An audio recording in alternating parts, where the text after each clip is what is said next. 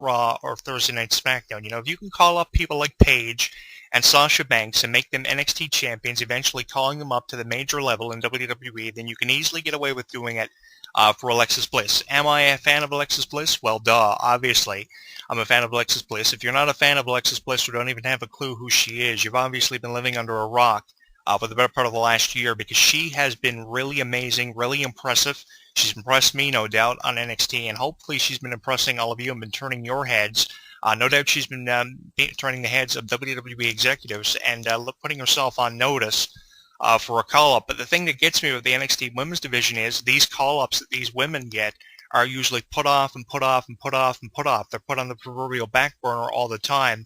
And this is a call-up that you can't put off any longer, in my opinion, with how impressive Alexis Bliss continues to be, continuing to turn the heads of every executive in WWE. It's time to get going with something for Alexis Bliss. And I'm talking about getting going something going for Alexis Bliss in the way of creativity, because she is someone who can offer an incredible amount to the Divas division if ever given the chance. And that's my issue, my underlying issue, if you would, with Alexis Bliss. She's never given a chance, because I believe that if she was given that chance, she would be Divas champion, and she could be the next AJ if given the opportunity. What I don't appreciate about Alexis Bliss, what I appreciate about her is how she's getting the opportunity to showcase her talent, but she's not being put over on NXT. She's just pairing up with other divas in a little faction just to get noticed, and every match that she's in, at least 8 out of 10 matches that she's in, she loses. Every once in a while she'll pick up the win, but it doesn't seem like momentum she can gain or have it riding on her shoulders, and that's what she needs. She needs to have momentum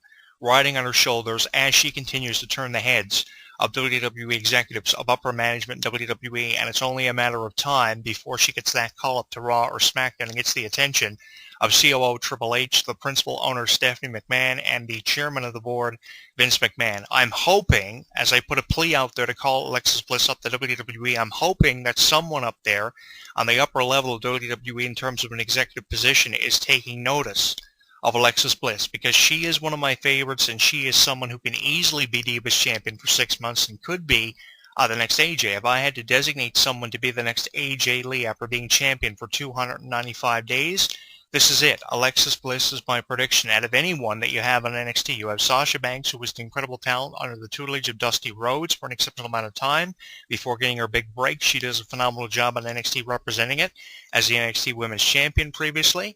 And Charlotte is another good one, and Bayley. But if there was one person you could give a call-up to and give a chance to, it is Alexis Bliss, because she is being overshadowed by the other talents on NXT, and I think that she's been overshadowed for far too long now, and it's time to get something going creatively for her. Why I haven't talked about Alexis Bliss is because WWE, just as soon as they start pushing somebody, just as soon as they start, elevating a superstar, they always bring somebody else in. So when it seemed like they were getting something going for Alexis Bliss and something probable, here comes Sasha Banks, or here comes Bayley, or here comes Charlotte, and they take my attention off of Alexis Bliss. But I'm tired of taking my attention off of Alexis Bliss, and I'm going to be giving Alexis Bliss the attention she deserves, because she is so impressive. And if there ever were a top 5 list of divas who deserve call-ups ever compiled by anyone, if not in the top position, Alexis Bliss could easily fit somewhere within the top 3 with how impressive she has been. Yes, she loses a lot of her matches, but the spots that she takes, being thrown through tables and taking these high-impact moves from obviously stronger adversaries and foes, is unbelievable. And that is a testament just to how good Alexis Bliss is. It's very rarely that you're going to get a diva as good as Alexis Bliss. And if Alexis Bliss doesn't be given an opportunity sometime within the next 3 to 4 months, which is a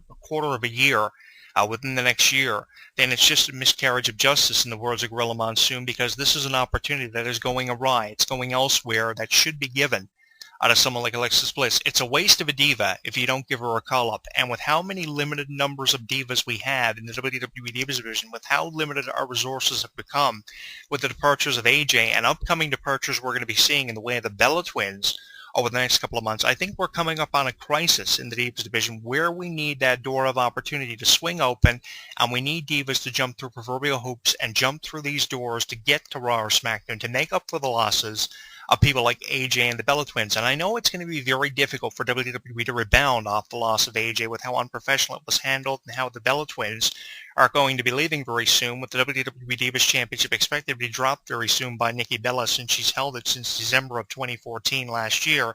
And with movie deals and pregnancies being talked about on professional wrestling news websites and by the Bella Twins themselves being very honest about their futures with the company and how it's all coming to an end with the season finale of Total Divas Season 3, and no speculation on a fourth season being produced of Total Divas, getting WWE a high number in ratings for the E! Network and just publicity-wise. With no speculation on the future of the Bella Twins, I think that we need to get something going for the Divas Division, because now the Divas Division seems to be more at a loss than they are at a gain. They're not at a point in the road where they're actually gaining momentum, because right now they are losing it, because it seems like the NXT Women's Division is having to make up for the loss the WWE Divas Division is always giving us. The Divas Division is letting us down more times than it's actually giving us something worth to talk about.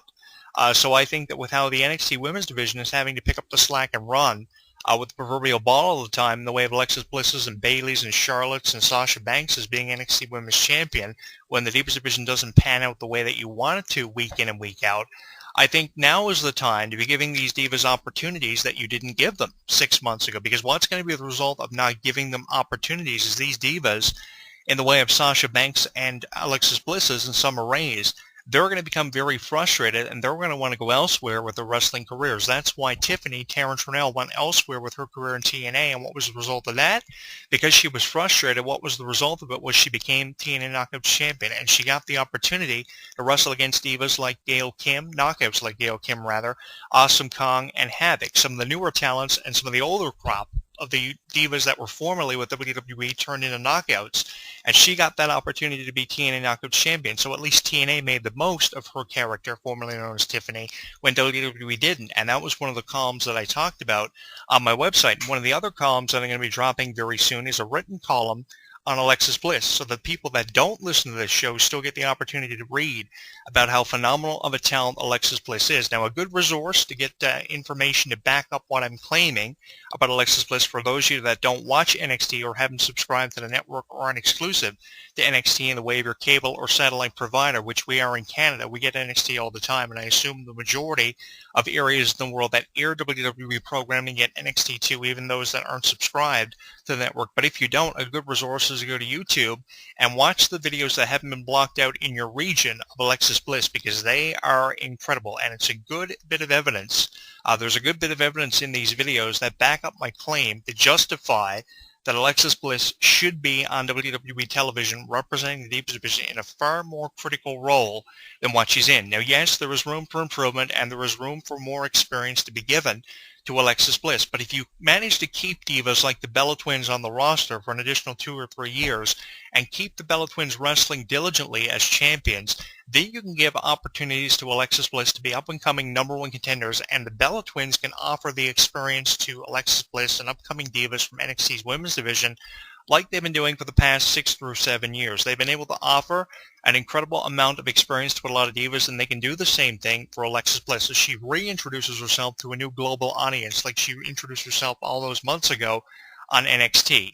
I have been very impressed. On a scale of 5 stars, from a 5-star scale perspective rating, I can give Alexis Bliss at least 4 out of 5 in terms of impressiveness on NXT. She can't get any better than what she is right now in terms of an NXT rookie. She can get a lot better as a WWE diva, but she can't get better until she's given that opportunity. And I think that Alexis Bliss has been held back for far too long, and she needs this opportunity to showcase what she's really all about and to reintroduce herself to an entirely different global audience. There's a big difference from performing in Florida on NXT in front of a couple of thousand fans to performing in front of 15,000 or 18,000 week in and week out on Monday Night Raw and Thursday Night SmackDowns, which is taped on Tuesday nights.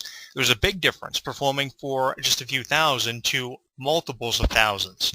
A really big difference. There's a lot of pressure. There's a lot of intenseness that goes with this, and there's a desire to want to keep doing it all the time. So I really think that Alexis Bliss needs this opportunity. Obviously, she's going to feel pressured. Obviously, she's going to feel like she needs to impress the executives to stay on the level that she's eventually going to get to. But I think in time, Alexis Bliss is going to be able to do it, and she's going to be able to continue to turn heads on a completely different level than what she's doing it now. I appreciate what NXT is doing for these divas, but until the opportunity is given to them by WWE executives to come over from NXT to WWE and showcase their talents on a completely different level than what they've been doing it, I'm still going to criticize NXT for that. And let me clarify this. This is the only reason I am throwing so much criticism towards the way of NXT, because these opportunities are never being given to WWE divas who deserve these opportunities. And while these opportunities are never being given to these people that deserve these opportunities in the way of Alexis Bliss, who has a phenomenal package deal